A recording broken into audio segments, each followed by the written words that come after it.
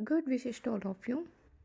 Tiny changes, remarkable results, atomic habits, an easy and proven way to build good habits and break bad ones. James Clear, Part 6, Chapter 5. The best way to start a new habit is today our topic.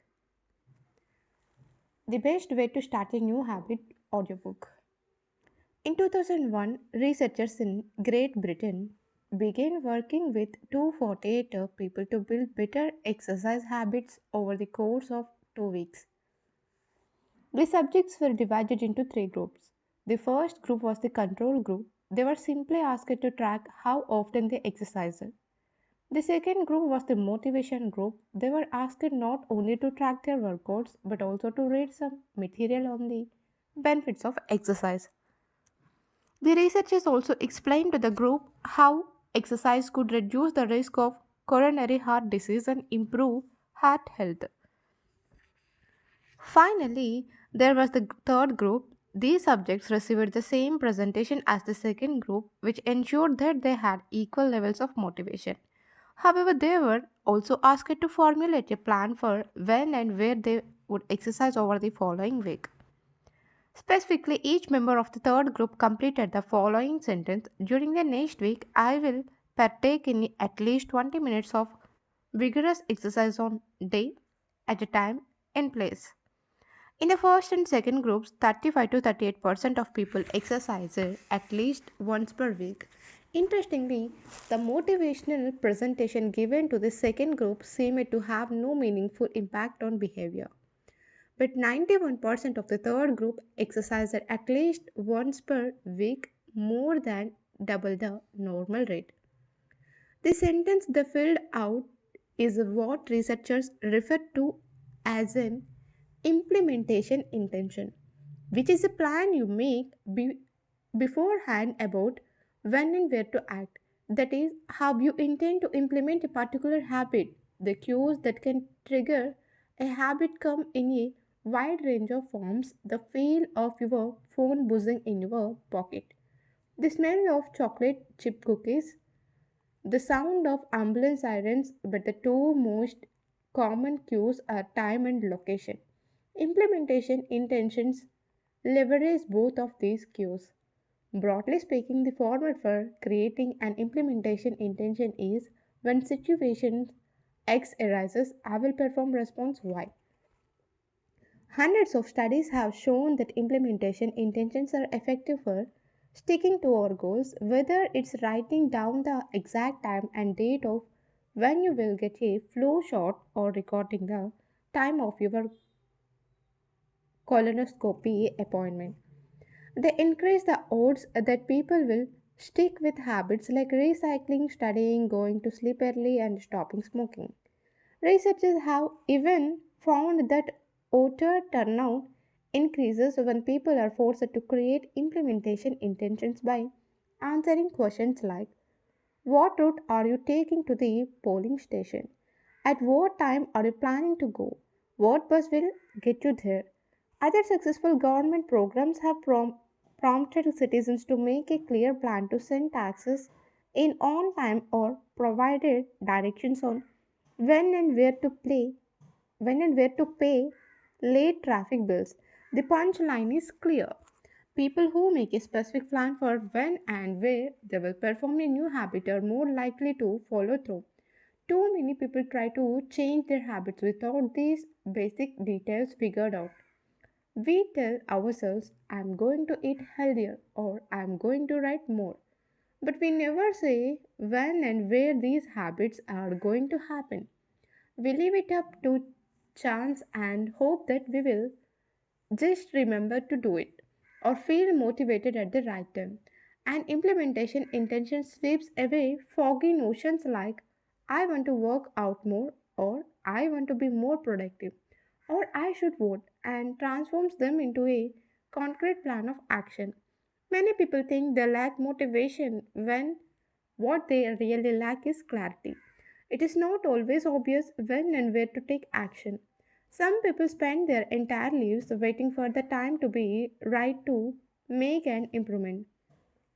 Once an implementation intention has been set, you don't have to wait for inspiration to strike. Do I write a chapter today or not? Do I meditate this morning or at lunch? When the moment of action occurs, there is no need to make a decision. Simply follow your predem- predetermined plan. The simple way to apply this strategy to your habits is to fill out this sentence. I will behave at time in location. Meditation. I will meditate for 1 minute at 7 a.m. in my kitchen. Studying. I will study Spanish for 20 minutes at 6 p.m. in my bedroom. Exercise. I will exercise for 1 hour at 5 p.m. in my local gym. Marriage. I will make my partner a cup of tea at 8 a.m. in the kitchen. If you are not sure when to start your habit, try the first day of the week, month, or year. People are more likely to take action at those times because hope is usually higher. If we have hope, we have a reason to take action. A fresh start feels motivating. There is another benefit to implementation intentions being specific about what you want and how you will achieve it helps you say no to things that derail progress, distract your attention, and pull you off, of course. We often say yes to little requests because we are not clear enough about what we need to doing instead. When your dreams are vague, it's easy to rationalize little expectations all day long and never get around to the specific things you need to do to succeed. Give your habits a time and a space to live in the world. The goal is to make the time and location so obvious that with enough repetition you get an arg to do the right thing at the right time. Even if you can't say why, as the writer Jason Zweig noted, obviously you are never going to just work out without conscious thought. But like a dog salivating at a bell, maybe you start to get antsy around the time of day you normally work out. There are many ways to use implementation intentions in your life and work. My favorite approach is one I learned from Stanford professor BJ Fogg, and it is a strategy I refer to as habit stacking. Habit stacking is a simple plan to overhaul your habits. The French philosopher Diderot, sorry, Denis Diderot lived nearly his entire life in poverty, but that all changed one day in 1765. Diderot's daughter was about to be married and he could not afford to pay for the wedding. Despite his lack of wealth, Diderot was well known for his role as the co founder and writer of Encyclopedia, one of the most comprehensive encyclopedias of the time. When Catherine the Great, the Empress of Russia, heard of Diderot's financial troubles, her heart went out to him. She was a book lover and greatly enjoyed his encyclopedia. She offered to buy Diderot's personal library for 1,000 euros, more than 1,50,000 today. Suddenly, Diderot had money to spare. With his new wealth, he not only paid for the wedding but also acquired a scarlet robe for himself. Diderot's scarlet robe was beautiful, so beautiful, in fact, that he immediately noticed how out of place it seemed when surrounded by his more common possessions. He wrote that there was no more coordination, no more unity, no more beauty between his elegant robe and the rest of his stuff. Diderot soon felt the urge to upgrade his possessions. He replaced his rug with one from Damascus. He decorated his home with expensive sculptures. He bought a mirror to place above the mantel and a better kitchen table. He tossed aside his old straw chair for a leather one. Like falling dominoes, one purchase led to the next. Diderot's behavior is not uncommon. In fact, the tendency for one purchase to lead to another one has a name. The Diderot effect. The Diderot effect states that obtaining a new possession often creates a spiral of consumption that leads to additional purchases. You can spot this pattern everywhere. You buy a dress and have to get new shoes and earrings to match. You can spot this pattern everywhere. You buy a dress and have to get new shoes and earrings to match. You buy a couch and suddenly question the layout of entire living room. You buy a toy for your child and soon find yourself purchasing all of the accessories that go with it. It's a chain reaction of purchases. Many human behaviors follow this cycle. You often decide what to do next based on what you have just finished doing. Going to the bathroom leads to washing and drying your hands, which reminds you that you need to put the dirty towels in the laundry. So you add laundry detergent to the shopping list and so on. No behavior happens in isolation. Each action becomes a cue that triggers the next behavior. In addition to her payment for the library, Catherine the Great asked Diderot to keep the books until she needed them and offered to pay him a yearly salary to act as her librarian. Okay, why is this important? When it comes to building new habits, you can use the connectedness of behavior to your advantage. One of the best ways to build a new habit is to identify a current habit you already do each day and then stack your new behavior on top. This is called habit stacking. Habit stacking is a special form of an implementation intention rather than pairing your new habit with a particular time and location. You pair it with a current habit. This method, which was created by BJ Fogg as part of his Tiny Habits program, can be used to design an obvious cue for nearly any habit. The habit stacking formula is after current habit, I will new habit. That means after you have to mention your current habit. After that, I will add some new habit. For example, meditation. After I pour my cup of co- sorry, meditation. After I pour my cup of coffee each morning, I will meditate for 1 minute. Exercise. After I take off my work shoes, I will immediately change into my workout clothes. Gratitude. After I sit down to dinner, I will say one thing I am grateful for that happened today. Matters. After I get into bed at night, I will give my partner a kiss. Safety. After I put on my running shoes, I will text a friend or family member where I am running and how long it will take. The key is to tie your desired behavior into something you already do each day. Once you have mastered this basic structure, you can begin to create larger stacks by chaining small habits together. This allows you to take advantage of the natural momentum that comes from one behavior leading into the next, a positive version of the Diderot effect. Your morning routine habit stack might look like this. After I pour my morning cup of coffee, I will meditate for 60 seconds.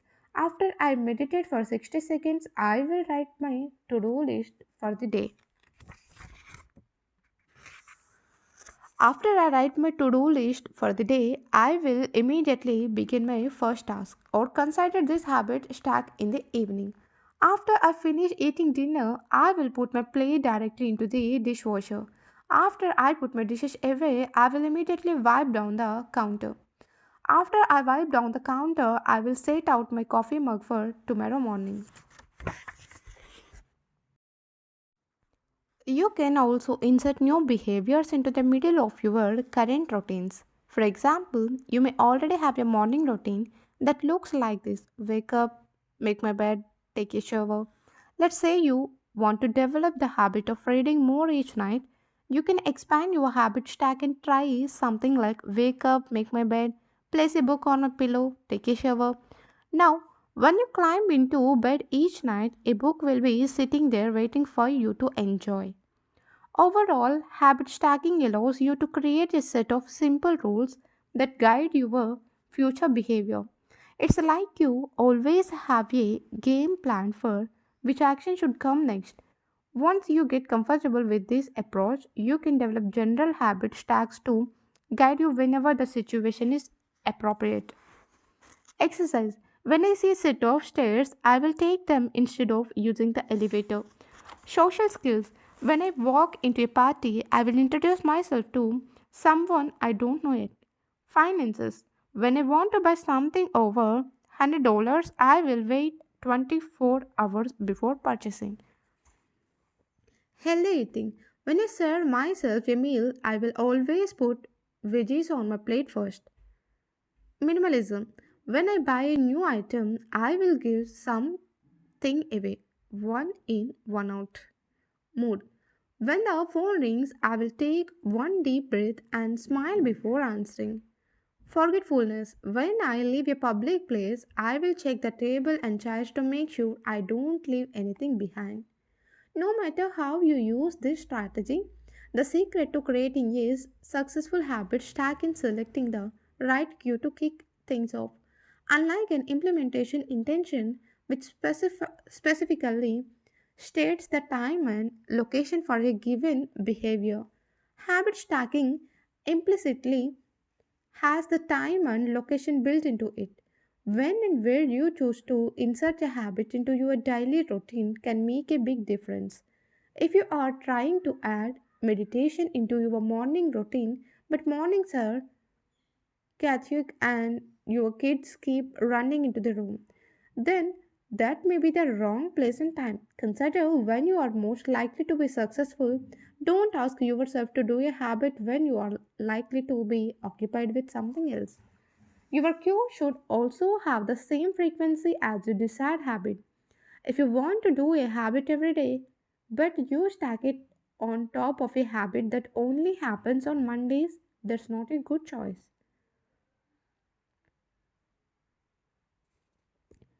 Your cue should also have the same frequency as your desired habit. If you want to do a habit every day, but you stack it on top of a habit that only happens on Mondays, that's not a good choice. One way to find the right trigger for your habit stack is my is by brainstorming a list of your current habits. You can use your habit scorecard from the last chapter as a starting point. Alternatively, you can create a list with two columns. In the first column, write down the habits you do each day without fail. For example, if you're looking for more examples and guidance, you can download a habit stacking template at atomichabits.com. Habit stacking. It's the information provided here. For example, get out of bed, start the workday, take a shower, eat lunch, brush your teeth. Sorry. Get out of bed, take a shower, brush your teeth, get dressed, brew a cup of coffee, eat breakfast, take the kids to school, start the workday, eat lunch, end the workday, change out of work clothes, sit down for dinner, turn off the lights, get into bed. Your list can be much longer, but you get the idea. In the second column, write down all of the things that happen to you each day without fail. For example, the sun rises, you get a text message. The song you are listening to ends, the sun sets. Armed with these two lists, you can begin searching for the best place to layer your new habit into your lifestyle. Habit stacking works best when the cue is highly specific and immediately actionable. Many people select cues that are too vague. I made this mistake myself when I wanted to start a push up habit. My habit stack was when I take a break for lunch, I will do 10 push ups. At first glance, this sounded reasonable, but soon I realized the trigger was unclear. Would I do my push ups before I ate lunch? After I ate lunch, where would I do them? After a few inconstant days, I changed my habit stack too. When I close my laptop for lunch, I will do 10 push ups next to my desk. Ambiguity gone. Habits like read more or eat better are worthy causes, but these goals do not provide instruction on how one wants to act. Be specific and clear. After I close the door, after I brush my teeth, after I sit down at the table, the specificity is important. The more tightly bound your new habits is to a specific cue, the better the odds are that you will notice when the time comes to act. The first law of behavior change is to make it obvious. Strategies like implementation, intentions, and habit stacking are among the most practical ways to create obvious cues for your habits and design a clear plan for when and where to take action. This chapter summary. The first law of behavior change is make it obvious. The two most common cues are time and location. Creating an implementation intention is a strategy you can use to pair a new habit with a specific time and location. The intention formula is I will add some behavior at some time and in some location. Habit stacking is a strategy you can use to pair a new habit with a current habit. The habit stacking formula is after current habit, I will add some new habit. Thank you.